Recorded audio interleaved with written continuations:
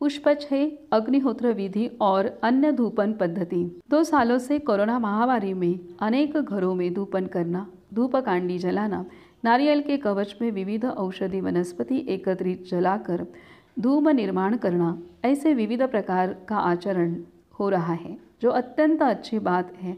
लेकिन बहुत से लोगों का मानना यह है कि हमारे घर में हम दररोज सवेरे सांझ धूपन करते हैं, तो अग्निहोत्र करने की कोई भी आवश्यकता नहीं है। यह मानना अत्यंत गलत है, क्योंकि अग्निहोत्र विधि अत्यंत पवित्र वैदिक यज्ञ पद्धति है, जिसके पीछे महान गुरु परंपरा है।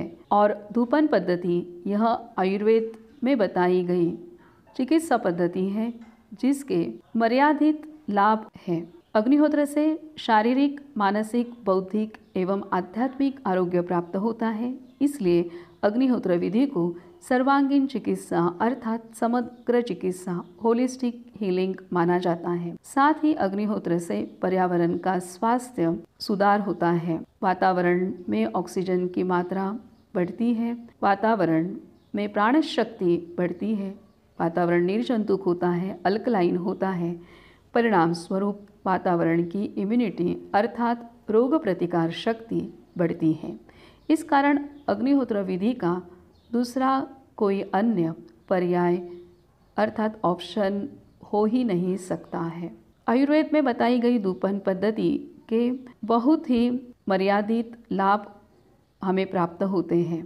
धूपन से मर्यादित ही हमें स्वास्थ्य लाभ होता है। धूपन पद्धति से वातावरण सुगंधित, फ्रेश, थोड़ा सा ऊर्जावान होता है और बहुत ही कम मात्रा में धूपन पद्धति के कारण वातावरण निर्जंतुक होता है। धूपन पद्धति से वातावरण में ऑक्सीजन की मात्रा अग्निहोत्र की तरह बढ़ नहीं सकती।